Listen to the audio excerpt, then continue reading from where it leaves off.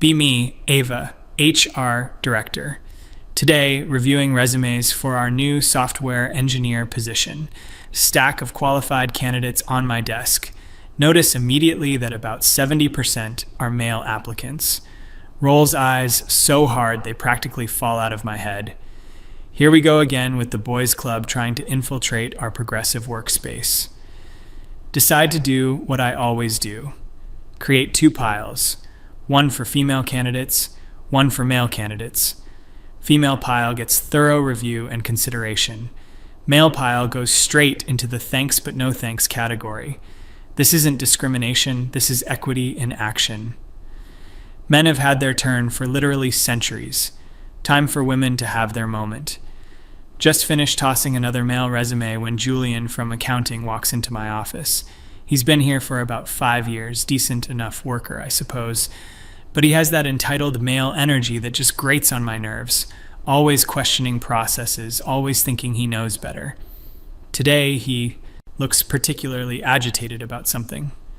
Ava, we need to talk, Julian says, closing the door behind him. What's on your mind, Julian? I respond, not looking up from my computer screen. It's about the hiring practices in this department. I've been noticing some concerning patterns. Here we go. Another man thinking he can lecture me about my job. The audacity is truly breathtaking. Concerning patterns? What exactly do you mean by that? Julian sits down across from my desk, his jaw clenched tight. I mean that in the past 18 months, every single new hire in engineering, marketing, and operations has been a woman. Every single one. I can hear the anger building in his voice already. Good. Maybe he's finally understanding how it feels to be on the outside. Time to educate this man on how the real world works. Julian, I'm not sure what you're implying here, but I hire the best candidates for each position. Period. The best candidates? Really? Because I happen to know that Thomas from my previous company applied for the senior analyst position last month. He has 10 years of experience and a stellar track record. Yet somehow Sarah got hired instead, despite having half his experience. The rage in Julian's voice is so obvious now. He's practically vibrating with frustration. Men just cannot handle not being the center of attention. This is exactly why we need more women in leadership. Julian, I'm going to stop you right there. First of all, it's completely inappropriate for you to be questioning my hiring decisions. Second, you seem to have some very problematic assumptions about qualifications and merit. Julian leans forward, his hands gripping the arms of his chair. Problematic assumptions? I'm talking about objective qualifications, Ava. Years of experience, technical certifications, performance metrics. How is that problematic? Time to really break this down for him. Men need everything spelled out in simple terms. Because, Julian, what you call objective qualifications are really just reflections of a system that has historically favored men. When you say someone is more qualified based on years of experience, you're ignoring the fact that women have been systematically excluded from opportunities to gain that experience. So you're saying experience doesn't matter, that technical skills don't matter? I'm saying that true equality requires us to look beyond surface-level metrics and consider the bigger picture. Women bring different perspectives, different approaches to problem solving. That diversity of thought is more valuable than an extra few years of experience in a male-dominated industry. Julian's face is getting red now. He's so angry he can barely contain himself. This is what happens when you challenge male privilege. They literally cannot compute that the world doesn't revolve around them. Different perspectives. Ava, we're talking about coding abilities and data analysis skills. These are technical competencies, not philosophical viewpoints. Everything is political, Julian. Every hiring decision either perpetuates existing inequalities or helps to dismantle them. I choose to be on the right side of history. Julian stands up abruptly, pacing behind his chair. The right side of history? You're literally discriminating against qualified candidates based on their gender. How is that the right side of anything? Oh, now he's really showing his true colors, using the word discrimination like some kind of victim. This is exactly the kind of male fragility that holds society back. Julian, I'm going to need you to check your privilege here. Men crying discrimination when they don't get every single job they want is peak irony. You've had every advantage handed to you on a silver platter your entire life. Every advantage. Ava, I grew up in a trailer park with a single mother. I worked 3 jobs to put myself through college. What advantages are you talking about? The advantage of being taken seriously in professional settings. The advantage of not having your ideas dismissed because of your gender. The advantage of never being asked to take notes in meetings or bring coffee. The advantage of male privilege. Julian is furious now, his voice rising. Good. Maybe some of this is finally sinking in. Men need to understand what it feels like to face barriers. So because I'm a man, my individual circumstances and efforts don't matter. My qualifications are automatically suspect. What I'm saying is that it's time for men to step aside and make room for others. You've had your turn. Now it's time for women to lead. Julian stops pacing and stares directly at me. Step aside. Ava, are you saying you won't hire men for open positions? Finally, he's starting to understand. This conversation is actually going better than I expected. Time to be completely honest about my approach. Julian, let me be crystal clear with you. In my role as HR director, I have made a conscious decision to prioritize female candidates for all open positions. This isn't about being anti-man, it's about being pro-equality. Prioritize female candidates? What does that mean exactly? It means that when I have a choice between a male candidate and a female candidate, I will always choose the woman. Always. Because that's what real change looks like. Julian's hands are clenched into fists now. He's absolutely seething with rage. Perfect. This is exactly the reaction I was hoping for. Men need to feel uncomfortable if we're going to make progress. Always choose the woman, regardless of qualifications. Julian, you're still thinking about this all wrong. When you've been conditioned by patriarchal systems your entire life, you don't even recognize real qualifications when you see them. Male-defined merit is just another form of oppression. Julian sits back down, but I can see he's still trembling with anger. So if a woman and a man apply for the same position and the man has better credentials, more experience, stronger technical skills, you'll still hire the woman every single time. Even if it means the company gets a less capable employee? This question reveals everything wrong with his mindset. The assumption that men are somehow more capable by default. The entitlement is just staggering. Julian, the fact that you automatically assume the male candidate would be more capable proves my point.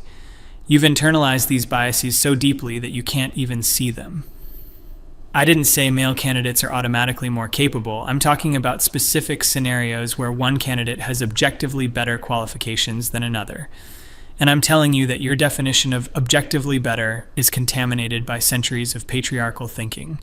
Real progress requires us to actively counteract those biases. Julian is quiet for a long moment, just staring at me. I can practically see the gears turning in his head, trying to process the reality that merit isn't everything, that sometimes justice requires uncomfortable choices. Ava, let me make sure I understand your position. You're saying that you will not hire male candidates, regardless of their qualifications, because you believe it's necessary to counteract historical discrimination? Finally, you're starting to get it. Yes, Julian, I have made a deliberate policy decision to exclude male candidates from consideration, because that's what equity looks like in practice. A deliberate policy decision to exclude male candidates? Absolutely, I'm not ashamed of it, Julian. I'm proud of it. Every woman I hire is a step toward balancing the scales of justice. Julian's anger has shifted now. Instead of hot rage, it's become this cold, calculating fury. He's looking at me like he's seeing me for the first time. Good. Maybe he's finally understanding the gravity of the situation. So, when you told the executive team last month that our hiring practices are based on merit and equal opportunity, you were lying? I wasn't lying, Julian. I was describing a deeper truth about what merit and equal opportunity actually mean in a systemically biased world. A deeper truth, Ava, you just admitted that you refuse to hire men regardless of their qualifications. How is that equal opportunity? Because true equal opportunity requires active intervention against existing inequalities. Passive neutrality is just another form of complicity. I can see Julian processing this information. His anger is morphing into something else now. Maybe resignation, maybe understanding. Either way, this has been a productive conversation. Julian stands up again, but this time his movements are more controlled. Ava, I need to ask you one more time, just to be absolutely clear. You have a policy of not hiring male candidates. I have a policy of prioritizing qualified women over qualified men, yes. And before you ask, no, I don't consider that discrimination. I consider it justice.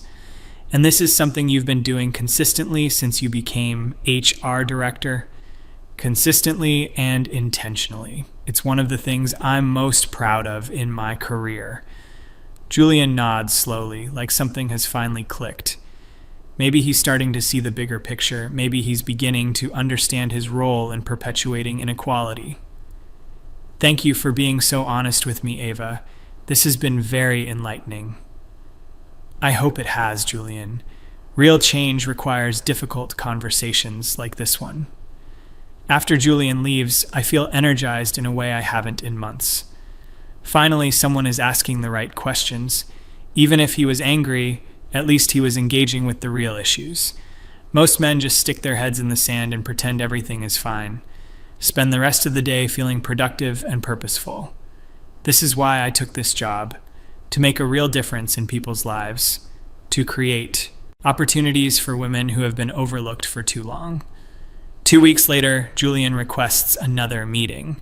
Honestly surprised he wants to continue the conversation. Most men would have just gone back to their cubicles and sulked. Maybe he's more mature than I gave him credit for. Julian walks into my office again, same serious expression. Ava, I've been thinking a lot about our last conversation. Oh, what conclusions have you reached? I'm still struggling with some of the things you said. Can we talk through a few specific examples? Here we go again. Men always need everything explained multiple times, but at least he's making an effort to understand. Of course, Julian. What would you like to discuss? Well, take the marketing coordinator position we filled last month. I happen to know that David applied for that role. He has 5 years of marketing experience at Fortune 500 companies, an MBA in marketing, and a proven track record of successful campaigns. And Emma got hired instead. She's obviously intelligent and capable, but she just graduated college and has no professional marketing experience. Julian's anger is building again. I can hear it in his voice, see it in his posture. Men just cannot accept that their credentials don't automatically entitle them to jobs. Julian, this is exactly what I was talking about before. You're reducing people to resume bullet points instead of considering their full potential. Their full potential? Ava, marketing requires specific skills and knowledge that come from experience. How is someone with no experience going to manage a 6-figure advertising budget? Emma brings fresh perspectives and innovative thinking that David, with all his traditional experience, simply couldn't offer. Julian's voice gets louder, his frustration obvious. Fresh perspectives? She's never run a marketing campaign in her life. She doesn't know how to negotiate with vendors, manage budgets, or analyze market data. These aren't perspectives, they're fundamental job requirements. Julian, you're doing it again. You're assuming that male-dominated industry experience is somehow more valuable than alternative forms of knowledge and insight. Alternative forms of knowledge? Ava, we're talking about technical competencies. He's getting so worked up over this. Classic male reaction when their worldview gets challenged. Time to help him see the bigger picture. Technical competencies that have been defined by male-dominated industries to favor male candidates. The whole system is rigged, Julian. The system is rigged? Or maybe some jobs actually require specific skills and experience. Every system that produces unequal outcomes is rigged by definition. If traditional hiring practices consistently favored men, then those practices were fundamentally flawed. Julian slams his hand on my desk, his anger now fully unleashed. So the solution is to flip the script and consistently favor women instead. How does that solve anything? Because historical wrongs require active correction, not passive neutrality. Active correction, Ava, you're talking about deliberately hiring less qualified candidates based on their gender. How is that correction? The entitlement is just breathtaking. He genuinely believes that men deserve jobs more than women. This is exactly why we need policies like mine. Less qualified according to whose standards, Julian? Standards created by and for men. Standards like education, experience, technical skills, and performance metrics. Are you seriously arguing that those don't matter? I'm arguing that they matter less than diversity and inclusion. Julian stares at me in disbelief, his face red with rage. Diversity and inclusion matter more than competence, more than ability to do the job? In the long run, yes. A diverse workforce will always outperform a homogeneous one, even if individual hires seem less qualified on paper.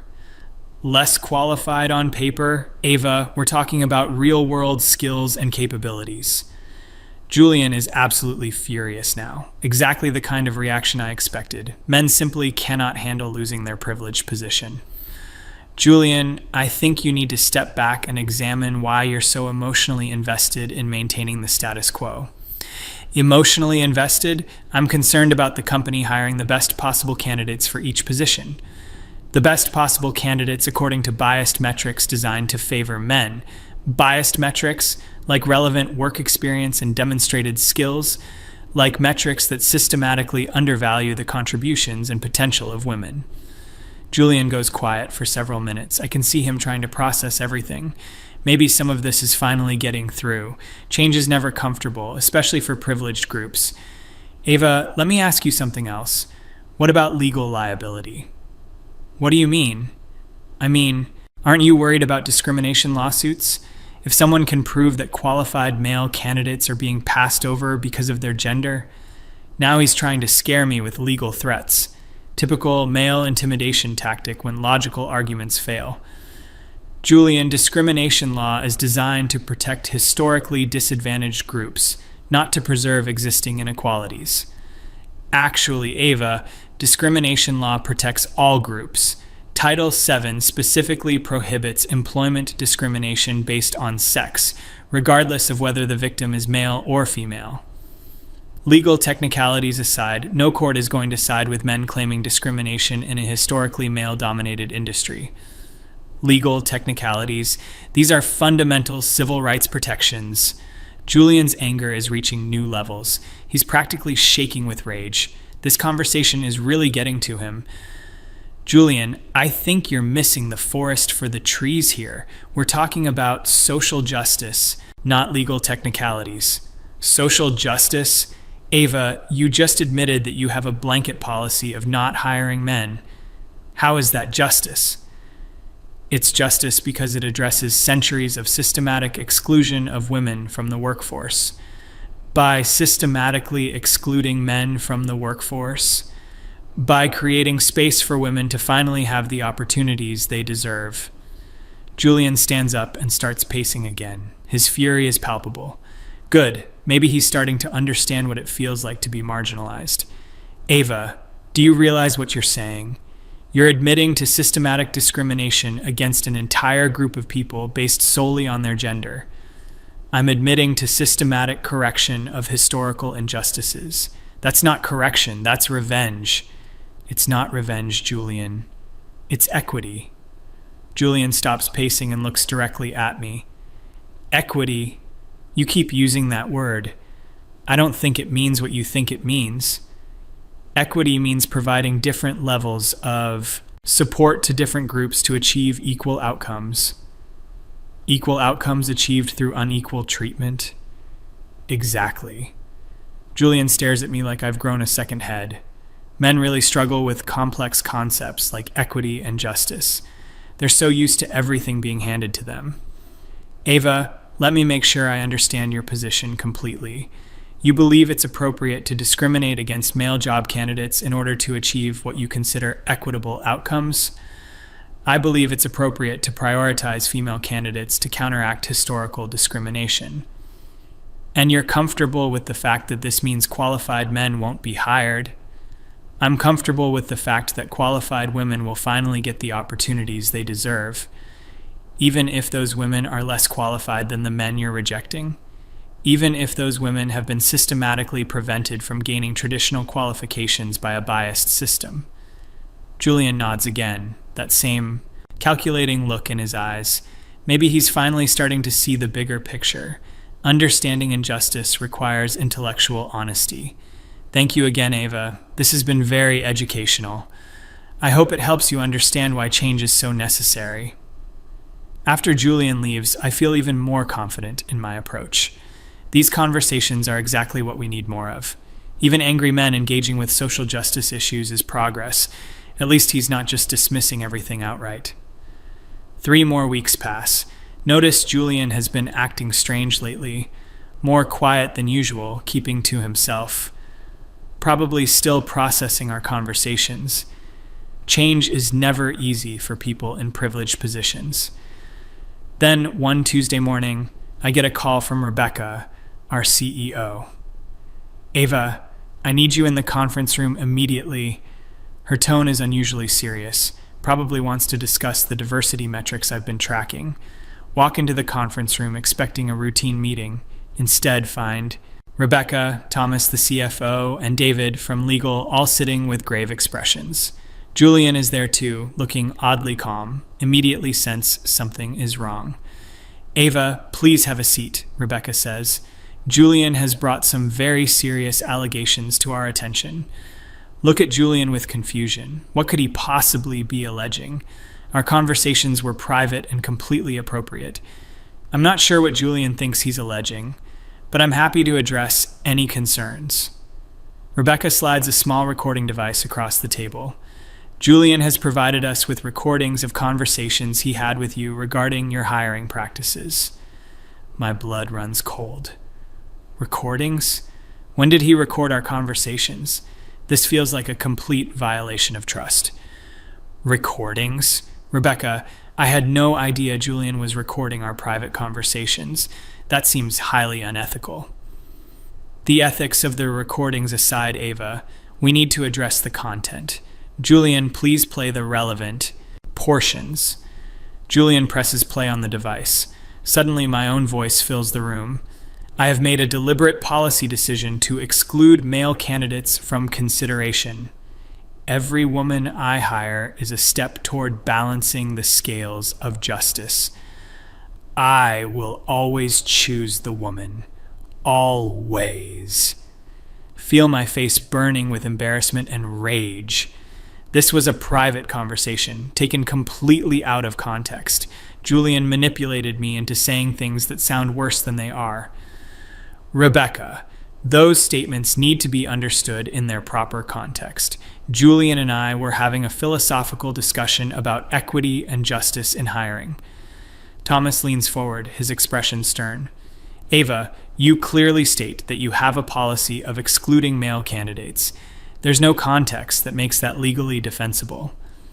I was explaining the principles behind equitable hiring practices. The goal is to create opportunities for historically marginalized groups. Julian speaks for the first time. Since I entered the room, his voice cold and controlled. Ava, you specifically told me that you refuse to hire men regardless of their qualifications. You said you do this consistently and intentionally. Julian's anger from our previous conversations has transformed into something much more dangerous. Calm, calculated, purposeful. He planned this entire thing. Julian, you're twisting my words. I was trying to help you understand complex issues around workplace equity. Rebecca holds up her hand. Ava, let's listen to another section. Julian fast forwards and plays another clip. When you say someone is more qualified based on years of experience, you're ignoring the fact that women have been systematically excluded. True equality requires us to look beyond surface-level metrics, even if those women are less qualified than the men you're rejecting, even if those women have been systematically prevented from gaining traditional qualifications. David from legal takes, Notes as he speaks. Ava, these recordings clearly document systematic discrimination based on gender. This creates enormous legal liability for the company. David, discrimination law is meant to protect marginalized groups, not preserve existing power structures. Actually, Ava, Title VII protects all employees from discrimination based on protected characteristics, including sex. This applies to men as well as women. Realize I'm in serious trouble here, but these people just don't understand what we're dealing with. Systemic change requires uncomfortable choices. Look, everyone, I understand this sounds problematic when taken out of context, but we're talking about addressing centuries of workplace inequality. Sometimes progress requires difficult decisions. Rebecca's voice is firm. Ava, progress cannot come at the expense of legal compliance and basic fairness. These recordings indicate that you've been systematically violating company policy and federal law. I've been following the spirit of our diversity and inclusion initiatives. Thomas shakes his head. The spirit of our initiatives is equal opportunity for all candidates, not exclusion based on gender. Julian is just sitting there watching this unfold. His earlier anger has been replaced by quiet satisfaction. He planned this entire confrontation. Julian, I trusted you. We had private conversations about complex social issues, and you violated that trust by secretly recording me. Julian finally shows some emotion, his anger returning. You trusted me. Ava, you admitted to systematic discrimination that has affected dozens of qualified candidates. You violated their trust, not mine. I was trying to create opportunities for women who have been historically excluded. By excluding men who had nothing to do with historical discrimination. Rebecca stands up, her decision clearly made. This whole thing has spiraled completely out of control. Ava, based on these recordings and the clear violations of company policy and federal law they document, we're terminating your employment effective immediately. The room spins around me. This cannot be happening. Everything I've worked for, destroyed by a vindictive man who couldn't handle being educated about social justice. Rebecca, you can't be serious. I've transformed this company's hiring practices. We have more diversity now than ever before. Diversity achieved through illegal discrimination is not acceptable, Ava. It's not illegal discrimination, it's equity. David from legal closes his folder. Ava, refusing to hire qualified candidates based on their gender is textbook employment discrimination. The recordings make this impossible to deny. Julian is still staring at me, his anger finally subsiding into something like pity. The audacity is just unbelievable. Julian, you've destroyed everything I was trying to build here, all the progress we've made for women in this company. Julian's voice is steady but still carries traces of his earlier fury. Ava, progress built on discrimination isn't progress at all. It's just discrimination with better marketing. You don't understand what you've done. You've set back women's advancement by years. No, Ava, you set back women's advancement by making it impossible to distinguish between merit-based diversity and gender-based discrimination. Rebecca escorts me out of the building within the hour. 3 years of meaningful work undone by a man who couldn't accept change. This is exactly why we need more women in leadership positions. Men simply cannot handle losing their privileged status. Sitting in my car in the parking lot, Julian walks past, heading to his car, rolls down my window, and calls out to him. Julian, I hope you're satisfied. You've just reinforced every barrier that women face in the workplace. Julian stops and walks over to my car, his anger flaring up one final time. Satisfied? Ava, I'm not satisfied. I'm furious that it came to this, but I'm more furious that qualified people were denied opportunities because of their gender. Qualified people? You mean qualified men who couldn't handle a little competition? I mean qualified people, period, including women who now have to live with the suspicion that they were hired for their gender rather than their abilities. Julian walks away, leaving me sitting alone, completely bewildered by how this all went so wrong. Everything I did was in service of justice and equality. Yet somehow, I'm the one being punished. Drive home in shock. 3 years of progress destroyed in a single morning. All because I was honest about what real change requires. This is exactly why systemic inequality persists. People aren't willing to make the hard choices necessary for true justice. Spend the rest of the day reflecting on everything that happened. Julian's recordings were taken completely out of context. He manipulated me into having frank discussions about complex social issues, then used my honesty against me. The more I think about it, the more convinced I become. This was never about hiring practices or legal compliance. This was about a man who couldn't handle being challenged, who couldn't accept that his privileges were being questioned. So he destroyed the woman who dared to speak truth to power. Julian may have won this battle, but the war for workplace equality continues. Somewhere else, another woman will take up this fight, and maybe next time she'll be smarter about who she trusts with the truth.